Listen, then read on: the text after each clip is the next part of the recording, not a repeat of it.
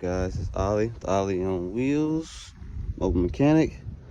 I got a no start issue today on a previous client, so put an alternator on it. Probably earlier this year, the alternator had failed. It wasn't charging the vehicle properly, so after the alternator, it's been running good for the last maybe 5-6 months, and it came out one day the vehicle didn't start. So I did my pre-checks, checked down there. I spun the engine over, came and got a 19 millimeter and a small extension, and I turned the engine over just to make sure that the engine wasn't locked up. So the engine spun over properly, no bearings or anything seemed seized, and just a solenoid, almost sounds like a starter solenoid click. So I did some basic checks, checked the battery and everything like that, and the vehicle almost wants to start, but it's like it doesn't almost have enough power, or it's a weak starter. So I voltage checked the battery, I put my load tester on it, the battery passed, and normally on these things the starters always take a dump at one point in their life, so I'm gonna put a starter in today. So I'm gonna start with taking these 210s off.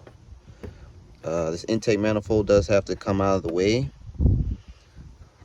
Tubing and everything has to come out the way, and it's a little more tight on these versus the Accords because of the fans. So it's gonna be a little more challenging on the CRV that I'm working on than doing the Honda Accords, which have a little more space. But I'm gonna start with taking these two off. I'm gonna take this hose off. It's a Phillips head, or I usually just get a 10 millimeter and just zip them off. And there's another 10 there, and that tube should come off. Let's see if I can see it. So right down there, that one, it's a clamp that holds that tube on, so it comes all the way up to here. So I normally take that off with a pair of long needle nose. Then after the needle nose, I'll try to tug on the hose to get that off and get this piece out the way, so I can start getting this intake manifold off. But definitely be careful swapping this out, because sometimes these things do get brittle and hard and they crack. And also there's one more behind it that sits right there. And pull that one out. You might be able to get that with some needle nose as well. Take that out and should be good. So I'm gonna get started on that and I'll be back. Got the intake tubing off here. Pulled the two connections from the hose off here and there. Took the top cover off. So the next thing is to pull these vacuum lines off. So grab me a pair of needle nose and get that one off. Put it to the side. You got one here. There's a little clamp on this side. Pull this off and get this out the way. And this little tube in here, just pull that off the throttle body, get that out the way. And then get those two hoses off. Then start working on the throttle body next. Try to make some room for that. And also you got the connector here. Definitely pull the connector off so you don't pull that when you pull the intake off. And basically just get everything out the way to make room to pull this intake off. And also I did forget to mention, guys, always remove your negative cable, so that way you won't cause any power issues, or when you're disconnecting the starter you won't touch the positive cable to the ground when you're trying to remove the starter. Also, if you do have a Honda, it will pop a battery code on the dash, so have your battery code ready for your radio if you have a factory style radio. So I'm gonna take the rest of these hoses off, and a couple connectors like here, and let me get back. Next few steps are to try to get this intake out. So I didn't record, but it's a little bracket that hold this. It's a 10 mil here, and it's another 10 mil right there. I mean, if you can get this little portion out, then you'll be fine, but it was too much digging to try to get that one out in the back. So I just removed the 10 here, moved the 10 there to that bracket. I've already got them loose, and that should get this harness out the way without damaging it. Next thing, Everybody does it a certain way, but normally I take the 12s out of the throttle body. I get the throttle body out of the way and set it to the side because it does have those coolant hoses here. So for me, I don't want to damage these two coolant hoses, so I usually just take these 12s out and remove the throttle body and set it to the side. That works for me, and I've always done it that way, so I haven't burst the coolant line or messed anything up, so I'll keep it the same way. But yeah, all the throttle body is it's 4 12 millimeters, and once you do that, the throttle body should just come up out the way, and I just slide it to the side out the way. Next thing's next. You got let me see, 1 2 3, it's about 5 of the intake bolts. So behind that bracket there, you can see you got one there. You got another one here, here, there, and the other one's right there. So I've already pre-loosened them up already, and you can see that the intake manifold is pretty loose. So once you take those out, that'll be the next step, and I'll show you the one at the bottom. So it's a 12 millimeter at the bottom that holds it together. Let me grab my light.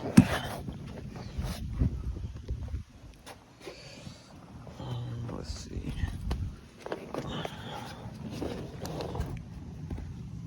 So right there at the bottom, it's a 12 millimeter. I've already loosened that one as well. That holds the bottom of the intake manifold, and as you can see, the starter is right underneath there. So you remove that 12 millimeter, and that should get the intake bracket down that keeps it from moving. Basically take that 12 millimeter out, and that'll free up the intake manifold if something's still holding it. So I'm gonna take all these bolts out, take this bottom one out, and I'll try to get the intake manifold off, and we'll be right back. Guys, back with it. So I got the intake bolts all out. You can see the intake super loose. I checked all around, didn't see anything else holding it. But as you can see, I took that harness out the way, and it helps a whole lot, so it's not holding on. I do have the throttle body also off. Also, it's a good time when I do take these off, I inspect the gaskets. If the gasket is ripped or torn in any type of way, I always replace it, just because I don't want any problems with any vacuum leaks. But this gasket still looks good on the bottom, so I'm not gonna mess with it, but I'm gonna just try to keep the surface from getting damaged. So I'm gonna try to move it out the way. That way I can make room to try to get this intake manifold up and out. It's a very tight fit on these, but I'll try to get it up and out, or make enough room to where I can remove and replace the starter. So I'll try to get this intake manifold out and have the starter. So I am running into a little issue here with trying to get the intake out. On the CRVs, it's got this black little plastic box here, and it's more of a pain to try to undo these two bolts and try to get underneath. So I'm just gonna double nut these studs here and there, just remove the studs, so that way this little black box can come up and out, and should be able to get the intake out at that point. But everything else is loose. Nothing else is holding the intake. It's almost ready to come out. But now I'm trying to lift it up, and this plastic box keeps hitting these two studs. So the solution was either remove the box, which has got 4 10s, 2 on the top, 2 at the bottom, which are pretty hard to get to, or I'll remove these 2 studs here and try to pull the intake out. So I'm going to tighten the 2 studs here, 2 nuts on the stud, and try to get these 2 out here, and should be good to go.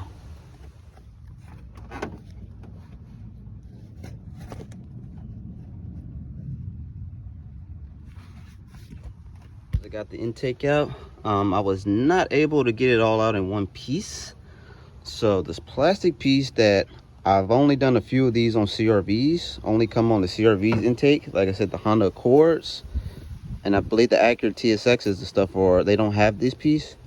So I had to remove the plastic, I guess little cover piece or air tubing or whatever this is called, off the back side. So it's got 5 bolts that hold it, and that keeps you from basically taking the intake off in one piece. So it basically sits on the back here. I had to get a what did I use? So basically I had to pull the intake up and kind of slant it at an angle to kind of get to these bolts here. And I just used a little ratchet with a 12 deep, but it came with a 12 millimeter here, a 12 here, 12 here, 12 millimeter here, and it was 2 10s that held that on. And once I got that piece off, I was able to wiggle it out, and I got the top one off like this. Put that down there. And then the intake just came clean out. So now I got full access to the starter here, and should be, I believe, a 17 here. And on the back here, it's a 14 millimeter. I always usually disconnect the knock sensor, because I have broken one when I first started doing these many years ago. I broke the connector to a knock sensor and had to change out a knock sensor. So I always disconnect the knock sensor first, and then I'll get a 14, I believe, like a small little extension to get that back bolt out, and you should be good to go. So I'm gonna go ahead and get this starter out, and we'll see what happens. Alright guys, I got the starter out. I've already tested it once to confirm that it's no good. But basically I got a ground hooked up, replicating the engine block, and I've got power added to the 12 volt positive, and I got the other wire hooked up to power as well, to the solenoid wire. And I'm gonna show you the starter. It barely even spins. That's all it's got.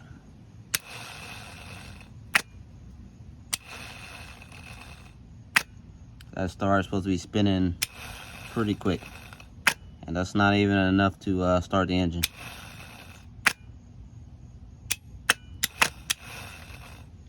That's all it does.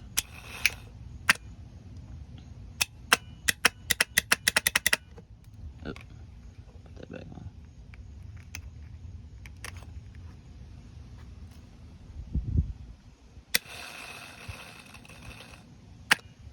So, going to the store to get the starter now.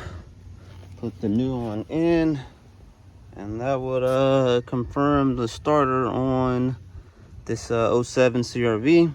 I'll be back once I get the new starter in, showing a few other things that I did to make more room once I get the starter in. All right guys, I got the new starter in. Tighten the 14 on the back, and the 17 down there. Put the connectors on, and we're good to go. So next thing is just to reassemble it, and should be good to go. Also, a couple things that I did to try to give me some space. So it's just a little bracket for the radiator. I did have to take this little cover off and take this bracket off. So I did it on both sides, just so I can get some extra room to pull the radiator back. So it's not a lot, but it gives me enough room to pull the radiator back so I can put the intake piece in and out. So that was the only thing extra that I did, was take that little cover piece off here. And this has got 3 10s. There's one there, and one there. And the other one just holds into the radiator piece here. And installation is just the reverse of everything you took off. I'm gonna go ahead and put the intake back in, and put this plastic piece back in first. So that's going in first, and then put the so basically stick that in the hole first. That fits in there. Then I'm gonna put the intake behind it, And once I get the intake in there, I'll try to get it at an angle to where I can get all the bolts in. And once that process is done with this and the intake, it's pretty smooth after that. You know, everything else is good. I didn't destroy my gasket, so I should be able to reuse it. And reassembly everything. So, guys, I got the intake and everything mostly together, but I did want to make sure you don't forget 2 steps. So this connector that connects at the bottom of the intake, please don't forget that, or you definitely have some issues with the vehicle and the check engine lights all on the dash and stuff. So it's the little connector here. It's definitely got to be disconnected prior to pulling the intake out, along with putting this 12mm bolt back. So the only way to get this out, it just clips in like that.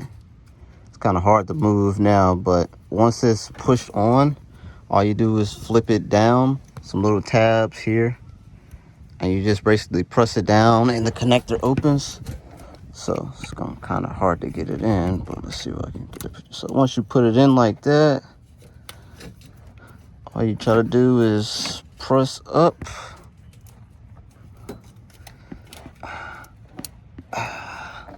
until it clicks. There it go, just clicked. Until it sits flush like that. Also, always give them a tug just to make sure they're square and not coming off. So I give it a nice tug, it's secure. I'm gonna put that 12mm back here and finish putting the rest of it back together, and we should be good to go. All right, guys, got the starter in. Everything's put back together. I'm gonna give her a start to see what she does. Didn't start at first, but let's see. Yes, sir.